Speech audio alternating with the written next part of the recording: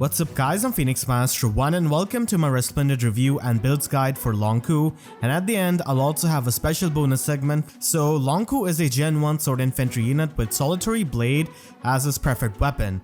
So this is a pretty old refine which hasn't really aged well, and the best part of this refine is definitely the -1 special cooldown. So at least he can run Vital Astra with Time Pulse to pre-charge it. Lon'qu unfortunately doesn't have the highest base attack, and after Resplendent, at least he can get up to base 31, and with some merges and dragon flowers, he can definitely have a decent enough attack stat. But the timing of Lon'qu is definitely pretty interesting because we just got Rudger getting his weapon refine, and the stat spread of both of these units are really similar. Lon'qu is 2 points faster, but keep in mind that Rudger can just get even more speed out of his weapon refine, and his weapon refine also has a much more unique effect.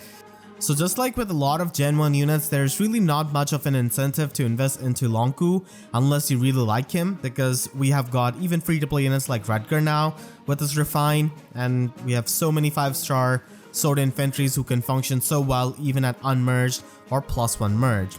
But if you want to build up Lon'qu, then I would definitely suggest going all the way through with the dragon flowers and merges, because he really needs that and he does appreciate the extra attack so that he can do more damage. Vital Astra is going to be the best special if you're going to be using Solitary Blade, because you can pre-charge it with Time Pulse and that can give him the damage reduction. Null follow-up is really good with his, and Lon'qu is still pretty fast so you can make use of that, and because of the life and death weapon refine of his weapon, attack speed unity is actually pretty nice if he attracts any kind of debuffs to his speed especially, and it can definitely help him not get slowed down by the offensive debuffs. You can also use him with Search Sparrow and a player phase build. So Solitary Blade does allow Luna to be a 2 cooldown special, which means that he can do a lot more damage to tanks and recover HP with Search Sparrow, so this is purely a player phase build. But if you want to give him different weapons or even better weapons, then I would suggest Florid Cane Plus. So this is from the latest Thief Banner with Rickard, who's present as a Tempest Trial reward. And this is going to be the best weapon of Lon'qu in my opinion, because it does have Near Trace built into it, and that is so good for an infantry unit, especially when it can also give him +5 attack and speed. So you can get more offenses and also get the Canto, which is really good.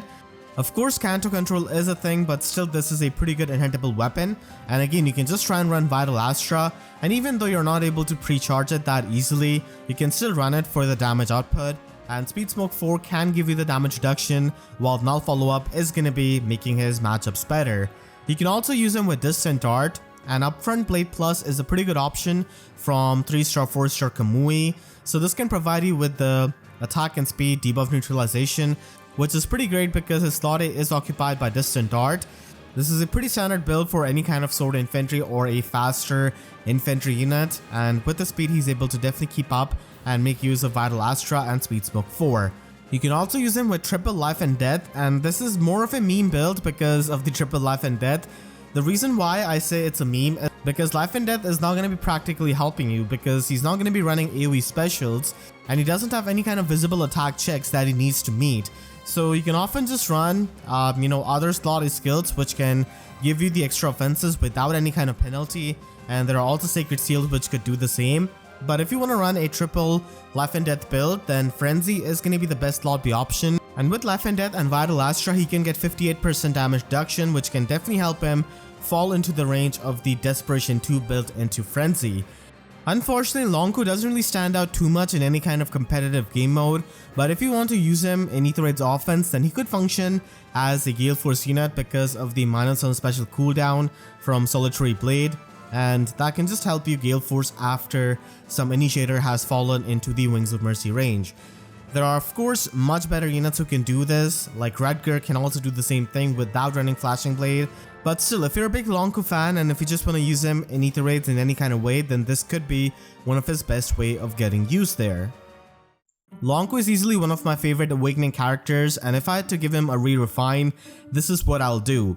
I would definitely change up his weapon's name from Solitary Blade to Carry's Blade, and if you've seen his Shirshi support, then this is no longer going to be the reason of his nightmares. Instead, it is going to be in the loving memory of his friend. So I would still want -1 special cooldown out of this weapon, and I would give him +5 attack and speed without life and death of course. And he can also give the guard effect to himself and the allies within 2 spaces. So this is pretty much to show his gynophobia, and by giving the guard effect to his allies, he's pretty much trying to not have another traumatic experience like he did many years ago with Kerry. So I think it does make sense and goes well with his personality and his backstory. And then with his weapon refine, I would give him another round of +5 attack and speed, which is definitely going to be helping him. And because he does have pretty low attack, I would definitely give him true damage, but this is not going to be anything that's speed based or anything like that, but instead it's going to be giving him true damage based on the foes that are within 4 spaces of him. So this does take slight inspiration from Ronald's weapon refine, where he can do true damage based on the allies within 3 spaces, but I've put this effect to show what kind of fighter Lon'qu is. In many of his supports, many stronger fighters than him kind of show him that he's kind of reckless at times. So this is pretty much a way of showing that. And the fact that he also fights like a demon when he's outnumbered. So he can get 15 true damage per hit, which can help him so much with his damage output, especially when he doubles. So let me know what you think about this re-refined theorycraft. I definitely gave this a fair amount of thought because I wanted to make the weapon so that it could reflect on his backstory and his character, because that's one of the big reasons why a lot of people like Lon'qu. And I would definitely love if he got some kind of alt in future.